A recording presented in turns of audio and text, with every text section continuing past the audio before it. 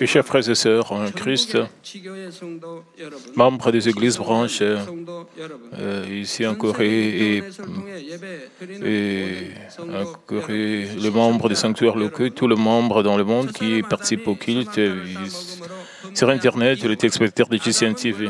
Depuis que le premier homme Adam avait commis un péché en mangeant du fruit de l'arbre de la connaissance du bien et du mal, non seulement Adam, mais aussi tous ses descendants sont devenus pécheurs. L'humanité devenue pécheresse a dû vivre dans le chagrin, le larme et les épreuves sur cette terre selon la loi du monde spirituel qui dit que le salaire du péché, c'est la mort et était destiné à aller en enfer après sa vie sur terre. Et comme le dit,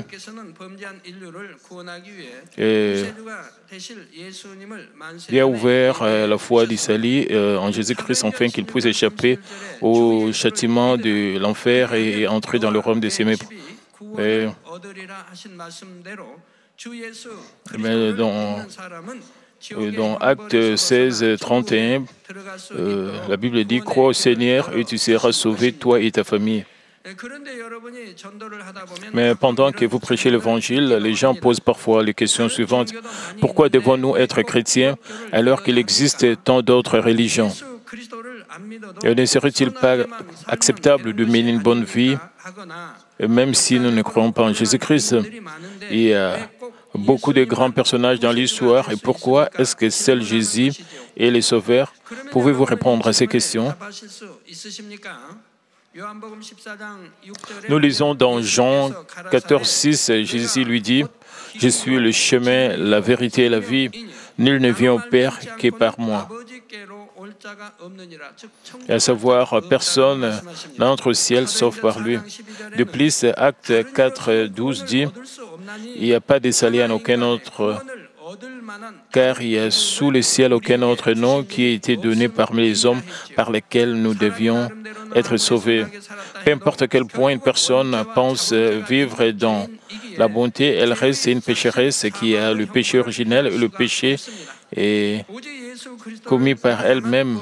Donc, après tout, elle ne peut pas échapper au châtiment de la mort qui est le salaire du péché. Nous ne pouvons être sauvés qu'en croyant en Jésus-Christ, et Jésus-Christ est le seul qualifié pour devenir le sauveur selon la loi du monde spirituel. Alors, quelles sont les qualifications requises pour devenir le sauveur? C'est la 8e session sur la série de sermons sur le message de la croix. Et en continuant à partir de la dernière session, je vais vous expliquer pourquoi seul Jésus pouvait devenir notre Sauveur. J'espère que vous bâtirez votre foi sur le rocher solide de la parole à travers ce message. De plus, je prie au nom du Seigneur pour quelle que soit la personne que vous rencontrerez, vous puissiez témoigner clairement que Jésus-Christ est le Sauveur et conduire de nombreuses âmes sur la voie du salut. Chers frères et sœurs en Christ, les téléspectateurs, personne ne peut devenir le Sauveur pour sauver l'humanité qui est tombée dans le péché. Il doit avoir les qualifications appropriées selon la loi du monde spirituel. Nous pouvons trouver les qualifications du Sauveur dans la loi de la rédemption de la terre, l'une des lois que Dieu a données au peuple d'Israël. Cela stipule que la terre distribuée au peuple d'Israël appartient à Dieu et qu'elle ne peut donc jamais être vendue de façon permanente, même si le propriétaire du terrain devient pauvre et le vent, son plus proche parent doit racheter le terrain en payant le prix au nom du propriétaire initial. Lorsque le premier homme Adam a désobéi au commandement de Dieu et a commis un péché, l'humanité a été vendue à l'ennemi diable pour le prix de ce péché. Comme la terre, les hommes ne peuvent pas être vendus définitivement car ils sont faits de la poussière de la terre et appartiennent à Dieu. Si quelqu'un possède les qualifications, vient et paye le prix de ses péchés, l'ennemi diable doit abandonner ces hommes qui avaient été vendus à cause de leurs péchés. La première de ces qualifications est qu'il faut être un homme dans la loi de la rédemption de la terre d'Israël. Le rédempteur doit être le parent le plus proche du propriétaire initial. De la même manière, celui qui peut payer le prix du péché de l'homme doit être un parent de l'homme qui a un esprit, une âme et un corps, à savoir qu'il ne doit pas être un ange ni un animal, mais un être humain. C'est pourquoi Jésus est né comme un homme de chair et d'os, bien qu'il soit le Fils de Dieu. La deuxième qualification pour devenir le Sauveur est qu'il ne faut pas être le descendant d'Adam. Tous les descendants d'Adam naissent avec le péché originel. Même si c'est lui qui a vendu sa terre à un parent, si ce parent est également pauvre, il ne peut pas racheter la terre vendue.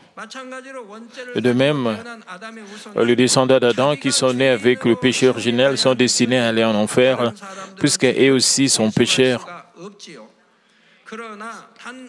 Ils ne peuvent donc pas racheter les autres de leurs péchés. Mais seul Jésus est un homme, mais pas un descendant d'Adam. Et c'est parce qu'il n'a pas été conçu par l'union d'un spermatozoïde et d'un ovule, mais par le Saint-Esprit dans le corps de la Vierge Marie. Et troisièmement, pour devenir le Sauveur, il faut avoir la puissance de vaincre l'ennemi diable. Pour sauver les prisonniers de guerre lors d'une bataille, nous devons disposer de suffisamment de puissance pour vaincre l'ennemi et ramener les prisonniers. Dans le monde spirituel, être sans péché, c'est la puissance. Tous ceux qui sont nés après Adam ont dit se soumettre à l'ennemi diable et Satan, puisqu'ils étaient des pécheurs avec des péchés originels, des péchés volontaires. Mais seul Jésus, qui n'a ni péché originel, ni péché commis personnellement, avait la puissance de briser la puissance de la mort et de sauver l'humanité. J'ai expliqué jusqu'à ce point lors de la dernière session. La quatrième qualification pour devenir le sauveur de l'humanité est qu'une personne doit avoir l'amour de sacrifier même sa vie. Supposons qu'un jeune frère doit être puni à cause de sa dette. Si son frère riche, frère aîné, et son frère aîné riche rembourse sa dette, il n'a pas à être puni, mais si son frère aîné est riche, cela ne servirait à rien s'il n'aime pas son frère. Il détournerait simplement les regards en disant « J'ai beaucoup souffert pour faire fortune et comment se fait-il que je doive subir une perte à cause de toi ?» Mais si le frère aîné aime son jeune frère, il voudra payer la dette de son jeune frère, même si cela signifie une grande perte. Il en est de même dans la loi du rachat des terres. Et disons qu'une personne devient pauvre et vend sa terre et qu'elle a un parent riche. Ses parents possèdent à la fois les qualifications et la puissance nécessaires pour racheter la terre. Mais peu importe la richesse de ce parent, s'il n'a pas l'amour et refuse de racheter la terre ne peut pas être racheté. Ce n'est que lorsque le parent a suffisamment d'amour pour l'aider que la rédemption de la terre peut avoir lieu. Nous trouvons un tel cas dans le chapitre 4 du livre de Ruth. Une femme nommée Naomi est devenue pauvre et a vendu sa terre, mais son parent le plus proche a refusé de racheter sa terre parce qu'il ne voulait pas subir la perte. Mais un autre parent, Boaz, qui avait de l'amour et racheta sa terre pour elle. Si Boaz n'avait pas d'amour, il aurait pu aussi refuser de racheter la terre. Il en va de même pour la rédemption de l'humanité de ce péché. Comme nous l'avons déjà évoqué, Jésus possédait les 3 qualifications pour racheter l'humanité de ses péchés. Il est né en tant qu'homme, mais pas descendant d'Adam, et il n'avait donc pas eu de péché. Il n'avait pas donc de péché originel. Puisqu'il n'avait ni péché originel, ni péché commis par lui-même, il avait la puissance spirituelle de sauver le péché de l'ennemi diable. Mais si Jésus avait manqué d'amour, il n'aurait pas racheté l'humanité de ses péchés.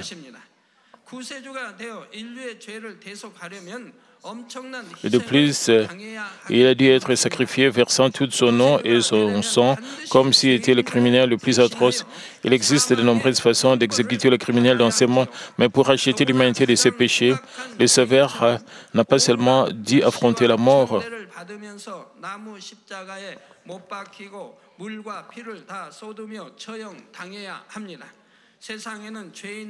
Et selon la loi du monde spirituel, il devait être pendu à un arbre, verser son sang et mourir.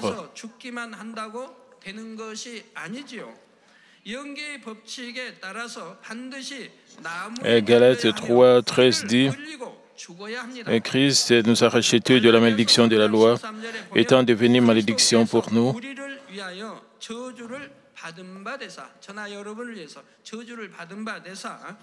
Et il est devenu une malédiction pour vous et moi, car il est écrit « Maudit est quiconque est pendu au bois ».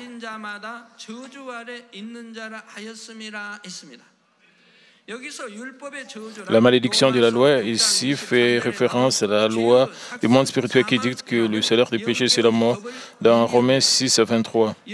Selon la loi du monde spirituel, la malédiction de la loi appelée la mort et s'abattait sur les hommes qui commettent des péchés. Par conséquent, la solution pour libérer l'humanité de la malédiction de la loi devrait être trouvée dans les lois du monde spirituel. Et c'était par la loi du monde spirituel que cela peut être dit. Lévitique 17, 14 dit « Car l'âme de toute chair, c'est son sang qui est en elle, car c'est pourquoi j'ai dit aux enfants d'Israël. » Dans Hébreux 9, 22 dit également « Et presque tout, d'après la loi, et tout est purifié avec du sang, et sans effusion du sang, il n'y a pas de pardon. » L'humanité a perdu la vie éternelle à cause du péché. Bien sûr, ils ont du souffle et semblent avoir la vie lorsqu'ils vivent sur cette terre, mais ils ont perdu la vraie vie grâce à laquelle ils peuvent vivre pour toujours. Spirituellement, le sang s'identifie à la vie et par conséquent, ce n'est que par la fusion du sang du Sauveur que les pécheurs peuvent être pardonnés pour leurs péchés obtenir la vie. Bien entendu, le péché de l'humanité ne peut pas être pardonné simplement par l'effusion du sang de qui que ce soit. Comme je l'ai déjà expliqué, le sang qui peut racheter l'humanité de ses péchés doit être le sang d'une personne sans aucun péché. Il doit verser du sang pur, sans défaut ni tache. Pourquoi? Le sang est identifié à la vie. Ainsi, le sang ne doit contenir aucun péché. Et ce n'est que lorsque le sang précieux, sans nature pécheresse, à savoir le péché originel est commis par soi-même, sont abandonnés, que la rédemption peut avoir lieu. Mais est-ce que quelqu'un qui est sans péché proposerait d'affronter une mort aussi misérable à la place des autres? Vous savez, la souffrance de la croix, la crucifixion, est plus douloureuse que tout autre châtiment. Notre Seigneur a souffert de la faim. Il a été traîné ici et là. Il a été interrogé. Et des personnes lui ont craché dessus. Il a été giflé sur la joue et a subi toutes sortes d'humiliations de la part de ces gens. De plus, les scribes, les sacrificateurs, les principaux sacrificateurs, ils se sont moqués de lui. Il a reçu la sentence de la mort. Il a dû être fouetté sur tout son corps, avec son corps nu. Et vous avez le fouet si tranchant. Quand j'ai reçu ce message, le Seigneur expliquait comment est-ce qu'il a été fouetté. Ce fouet et c'était des soldats romains qui étaient vraiment avec beaucoup de talent. Et quand il le fouettait, il le faisait et cela déchirait même son corps. On pouvait voir même sa peau la terre, la chair était enlevée et les os devenaient visibles. Et il a aussi porté une couronne d'épines et il versa du sang. Et il a été aussi percé au niveau de ses mains et, par des clous et a saigné. Ses pieds aussi étaient percés des clous et il a saigné. Il a été cloué à la croix. Il a souffert pendant des heures sous le soleil brûlant. Et il devait être fatigué. Il ne pouvait même pas dormir. Il ne pouvait pas. Il a souffert de faim. Il a souffert cette sorte d'humiliation. Il a reçu aussi la sentence de la mort. Il a été fouetté, flagellé. Et il devait porter la croix qui était lourde. Et jusqu'au mont Golgotha, beaucoup de gens se sont moqués de lui. Il a été percé. Et de ses côtés, il a perdu tout son sang et eau. Il a souffert d'une si misérable douleur. C'était la condamnation de la croix. On ne peut faire un tel sacrifice que lorsqu'on aime les autres plus que soi-même et lorsqu'on est prêt à endurer certaines souffrances pour les sauver. Notre Jésus a démontré ce genre d'amour pour vous et moi. La crucifixion que Jésus a subie a été le moyen d'exécution le plus impitoyable et le plus brutal de cette époque. Et la douleur dépasse notre imagination. Si Jésus ne nous avait pas aimés, il se serait peut-être plaint. Il aurait pu penser, quel genre de péché ai-je pour être pendu à la croix à cause de ces méchants? Pourquoi devrais-je supporter la douleur à cause de ces pécheurs? Et pouvait refuser d'être pendu à la croix. Il aurait pu l'éviter. Mais Jésus a parcouru en silence le chemin des souffrances et a versé son sang jusqu'à la mort sur cette misérable croix de bois parce qu'il nous aimait, vous et moi, de plus parce que Dieu, notre Père, nous a tellement aimés. Il a donné sans ménagement même son Fils unique pour nous. Romains 5, 7 à 8 dit, « À peine mourrait-on pour un juste, quelqu'un peut-être mourrait-il pour un homme de bien, mais Dieu prouve son amour envers nous, en ce que lorsque nous étions encore des pécheurs, Christ est mort pour nous. »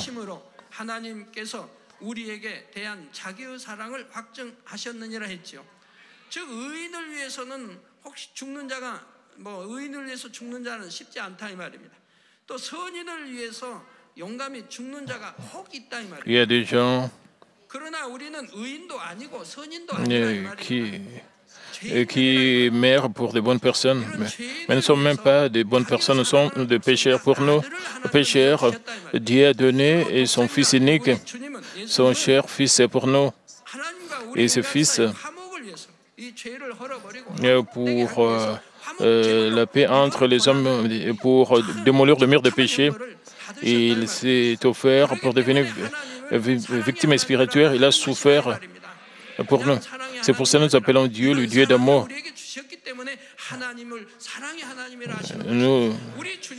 Et parce qu'il a démontré un tel amour, nous l'appelons le Dieu d'amour et nous appelons notre Seigneur le Seigneur d'amour. Oui, Dieu a prouvé et combien il nous aime, vous et moi, en donnant son Fils unique comme offrande de paix pour le pécheur.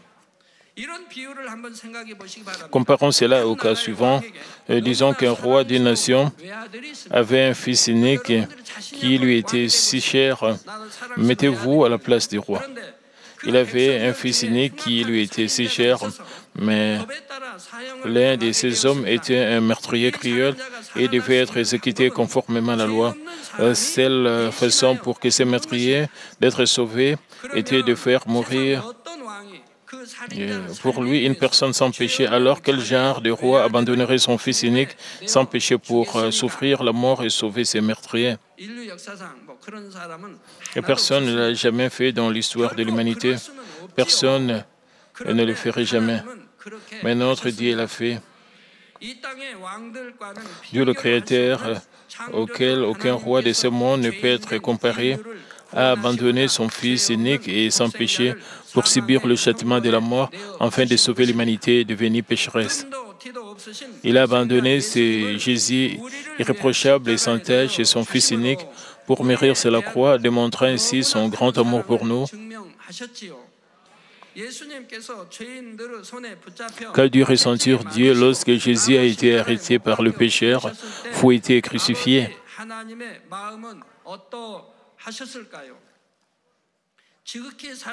Alors qu'il regardait souffrir son Fils unique et qu'il aime extrêmement, notre Dieu le Père a également dû éprouver une douleur déchirante. Néanmoins, il a quand même abandonné son Fils unique pour sauver les pécheurs, a supporté toute la tristesse et s'est sacrifié. Personne ne peut donner ce genre d'amour aux pécheurs. Bien sûr, bien que très rare, nous entendons des histoires émouvantes de personnes qui sacrifient leur vie pour de bonnes personnes ou pour celles qu'elles aiment. Mais personne au monde ne peut donner sa vie, sa condition pour un criminel atroce qui n'a rien à voir avec lui. Disons qu'une personne a guéri, aimé une autre personne et ne l'a traité qu'avec bonté. Mais cette personne le déteste, les calomnie et essaie de le tuer.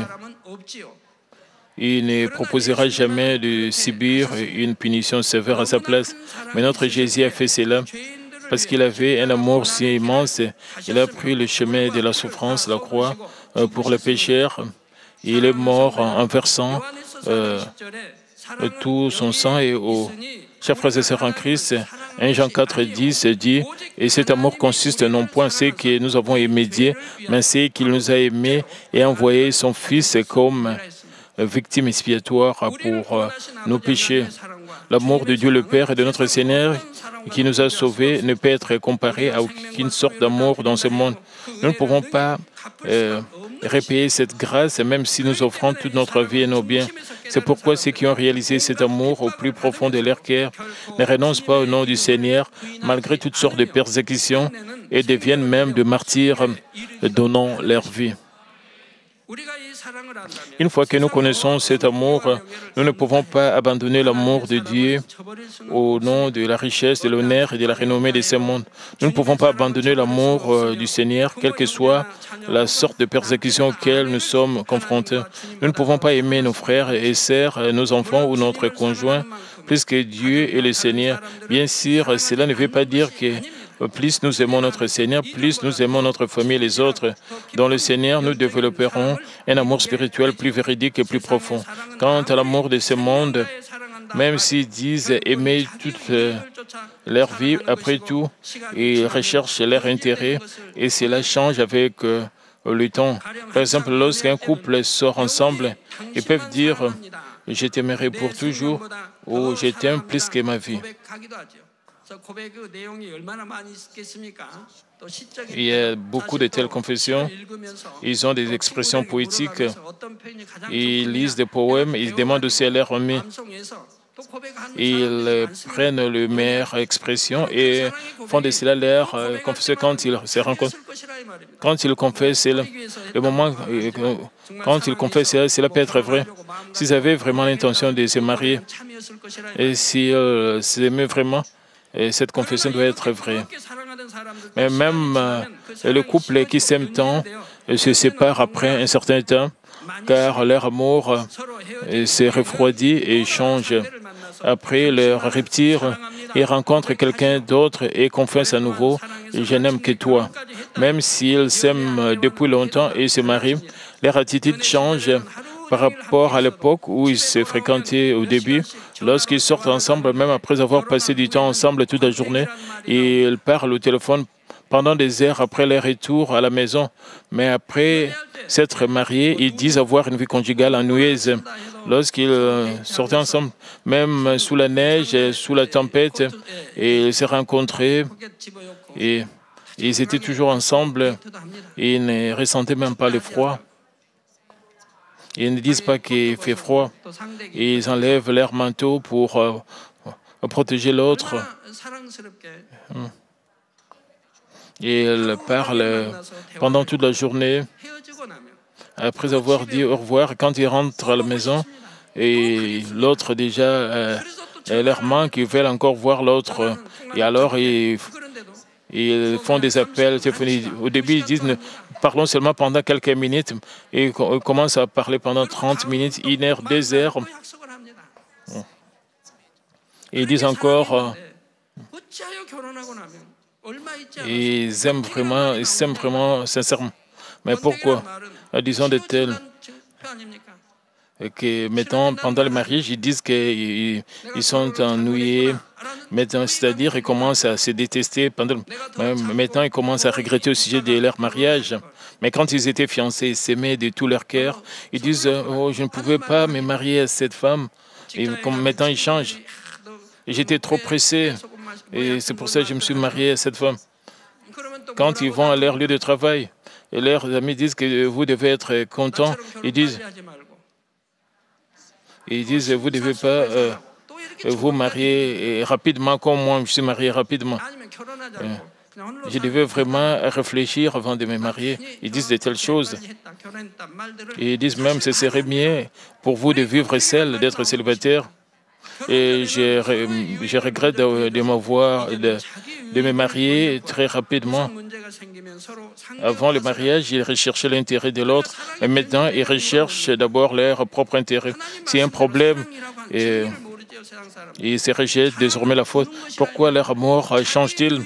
Et les gens du monde ne connaissent pas la définition de l'amour aux yeux de Dieu. Les gens du monde ne connaissent pas la définition de l'amour aux yeux de Dieu. L'amour, c'est donner sans rechercher son propre intérêt. L'amour n'est rien d'autre que donner. Mais des problèmes surviennent lorsqu'ils tentent de recevoir un retour. Ils veulent recevoir, mais comme ils ne reçoivent pas ce qu'ils veulent ou désirent, un conflit survient et ils souffrent. Si vous aimez, donnez seulement, juste donner. Vous pouvez donner de manière illimitée avec amour. Vous pourriez dire, si je continue à donner sans recevoir, n'est-ce pas une grande perte? Pourquoi une perte? Vous donnez parce que vous aimez. Si vous aimez si vous donnez sans aimer, ce ne serait pas une chose véridique. Mais si vous aimez vraiment, vous pouvez donner. Pensez-vous que c'est du gaspillage de donner à vos enfants ce dont ils ont besoin? Est-ce difficile de donner des choses à vos enfants? Si les parents aiment leurs enfants, ils sont heureux lorsqu'ils donnent. Ils sont heureux parce qu'ils aiment et ne pensent pas que ce soit une perte. Vos enfants ne sont peut-être pas assez matures et ne vous aiment peut-être pas autant. Mais en tant que parents, donnez-leur de l'amour, vous êtes heureux. Et vous n'essayez pas de recevoir, mais donnez simplement. C'est pourquoi vous êtes heureux. Ce n'est pas une perte. Si vous aimez donner, n'essayez pas de recevoir un retour. Si le mari et la femme essaient de donner seulement, c'est si beau spirituellement. Si vous êtes seulement celui qui donne, donnez simplement. Parce que vous sauvez la vérité. Dieu le Père va changer le cœur de l'autre personne qui reçoit. Mais après tout, vous aurez une famille bénie, une belle famille. Vous devez vivre avec votre partenaire jusqu'au retour du Seigneur sans vous battre. Vous devez vivre en paix. Combien ce sera stressant si vous n'avez pas la joie entre vous, mari et femme. Et parce qu'ils recherchent leur propre intérêt. Ils essaient de recevoir. Et une fois qu'il y a un problème, ils se blâment. Ils blâment l'autre personne. Si vous aimez, vous ne blâmez pas l'autre personne. Même s'il y a des problèmes, vous vous blâmez vous-même. Parce que vous n'avez pas d'amour, vous allez blâmer les autres. Parce que vous mettez toujours le blâme sur les autres. Comment est-ce que vous allez résoudre votre problème? Vous aurez toujours de plaintes, vous avez toujours des malentendus, des ressentiments. Vous devez changer cela dans votre vie. En fait des comptes, certains maris et femmes deviennent comme des ennemis l'un de l'autre et finissent par divorcer. C'est la même chose entre le parent et les enfants. Lorsque les enfants sont jeunes, ils aiment le plus leurs parents et il semble qu'ils resteront fidèles pour le reste de leur vie. Mais une fois qu'ils ont grandi, se sont mariés, ont eu leurs propres enfants, ils ne se soucient plus de leurs parents comme avant. Parfois, il y a des conflits entre frères car ils ne veulent pas s'occuper de leurs parents malades. Certaines choses tragiques se produisent aussi. Et de plus, pour parler de l'amour des parents, ils semblent tout sacrifier pour leurs enfants, mais cela change aussi lorsque les choses vont à l'encontre de leurs intérêts. Une fois que les enfants ont grandi, ils peuvent avoir des conflits et des disputes avec leurs parents.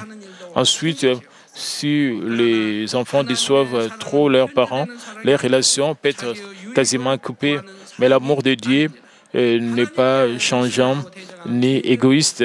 Avec cet amour, Dieu a donné son Fils unique, même pour le pécheur qui lui désobéisse et s'oppose à lui. Notre Seigneur a donné toute sa vie pour le pécheur qui se sont moqués, ont crucifié les sauveurs les sauveurs venus pour eux. Il a demandé à Dieu de leur pardonner. C'est ça le véritable amour. L'amour spirituel entre frères dans la foi et dans le Seigneur devient également plus profond et plus beau à mesure que le temps passe. Ils ne recherchent pas leur propre intérêt, mais avec cet amour, ils peuvent même sacrifier leur vie pour les autres. Ainsi, plus vous aimez davantage notre Seigneur, vous recherchez davantage l'intérêt de votre conjoint et vous serez d'autant plus sincèrement vos parents, tant physique et spirituel. Ce faisant, vous pourrez avoir une famille plus paisible et plus heureuse. Chers frères et sœurs, jusqu'à présent, je vous ai expliqué les 4 raisons pour lesquelles Jésus est notre Sauveur. Jésus est né en tant qu'homme, n'est pas un descendant d'Adam et a le pouvoir de vaincre l'ennemi diable puisqu'il n'a pas de péché. De plus, il nous a rachetés, vous et moi, en étant crucifiés et en versant son sang avec son amour qui peut donner sa vie. Alors que devons-nous faire maintenant? Jésus est mort pour racheter le pécheur, mais cela ne signifie pas que tout le monde sera sauvé. Même si Jésus a ouvert la voie du salut, si les gens ne suivent pas ce chemin, mais continuent sur le chemin de la destruction, ils finissent dans la destruction. Ils ne peuvent être sauvés qu'en croyant aux paroles du prédicateur et en suivant le chemin du salut. En croyant que Jésus-Christ est leur sauveur, ils sont conduits sur la voie du salut. Alors, pourquoi sommes-nous sur le chemin du salut en croyant en Jésus-Christ? Je vous en parlerai lors de la prochaine session. Permettez-moi de conclure le message. Chers frères et sœurs et les téléspectateurs, Jean 3, 16 dit « Car Dieu a tant aimé le monde et qu'il a donné son Fils unique, afin que quiconque croit en lui ne périsse point, mais qu'il ait la vie éternelle. »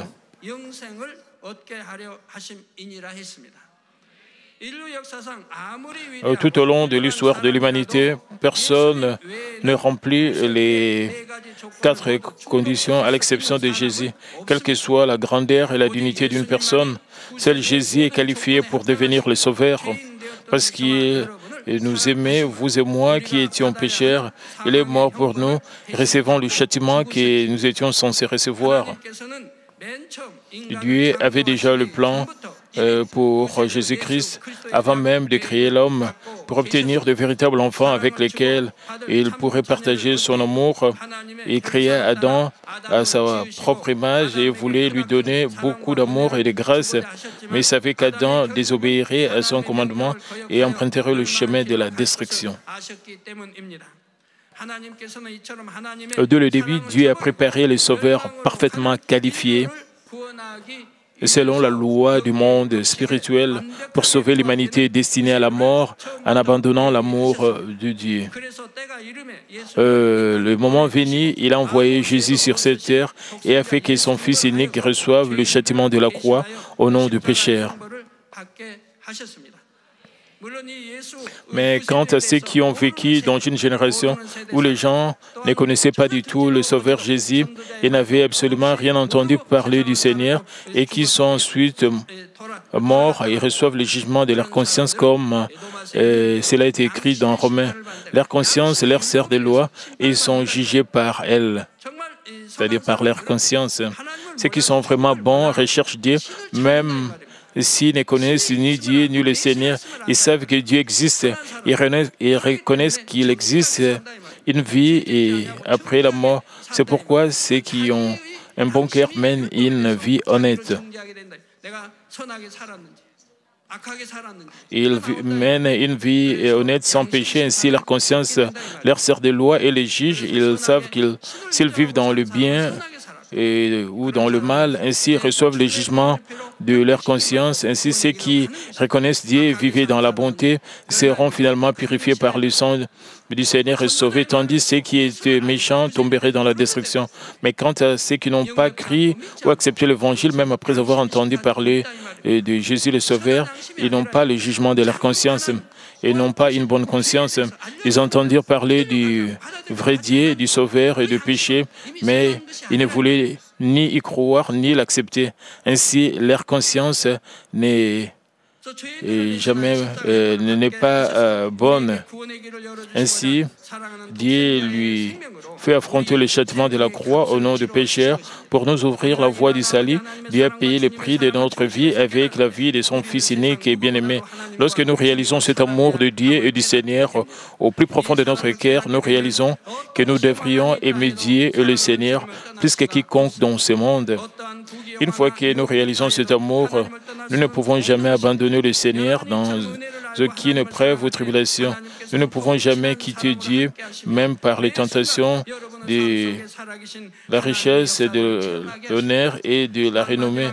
Lorsque vous comprendrez cette grâce et aimerez Dieu, il vous aimera plus profondément et vous permettra d'expérimenter les œuvres du Dieu vivant à chaque instant de notre vie.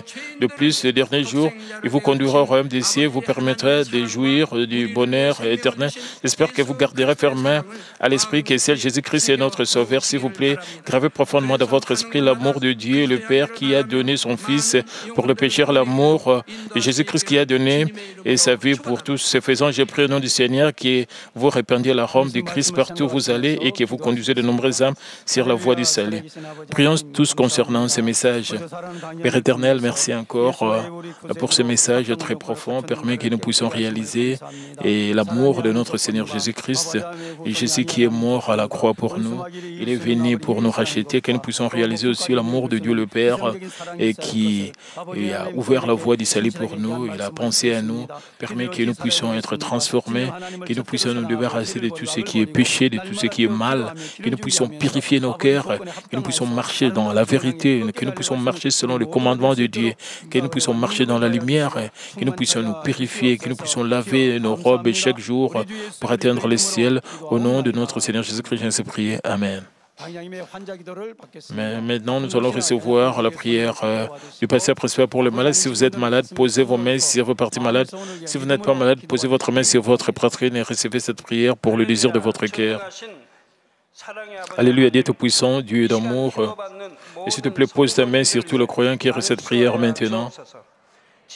Montre tes œuvres transcendant le temps et l'espace, sur tout ce qui reçoit cette prière, sur GCN, Internet, via satellite, dans les églises branches, les sanctuaires locaux, et surtout les enfants de Dieu partout à travers le monde, de leur la foi de croire du fond de leur cœur, chasse tout ce qui est pensée négative et doute, chasse tout ce qui est test et épreuve. De pied jusqu'à la tête, le parties internes, les jointures, le tissu, les cellules, quel que soit le parti malade, qu'on ciblait avec le feu du Saint-Esprit et avec la lumière originelle. Au nom de Jésus-Christ, j'ordonne à l'ennemi diable et Satan, toutes sortes de maladies, germes, virus, infirmités, quittez-les, que la lumière brille. S'il te plaît, consume toutes leurs maladies endémiques et consume toutes leurs maladies en phase terminale, les maladies incurables avec le feu du Saint-Esprit. Chasse toutes les maladies endémiques, y compris la malaria. Toutes les maladies contagieuses telles que le rhume, la grippe, la fièvre, quittez-les. Protège-les de toutes sortes de germes et de virus. Guéris-les de tout ce qui est cancer d'estomac, de poumons, de sein, d'intestin, sida, leucémie, apoplexie cérébrale, hypertension, hypotension, diabète, problèmes de thyroïde, de cœur, de poumons, maladies des femmes et toutes sortes d'inflammations. Quittez-les.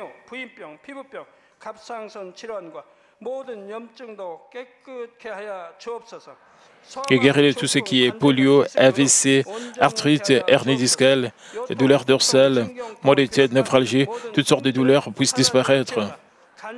Épilepsie, autisme, dépression, névrose et autres maladies mentales, quittez-les.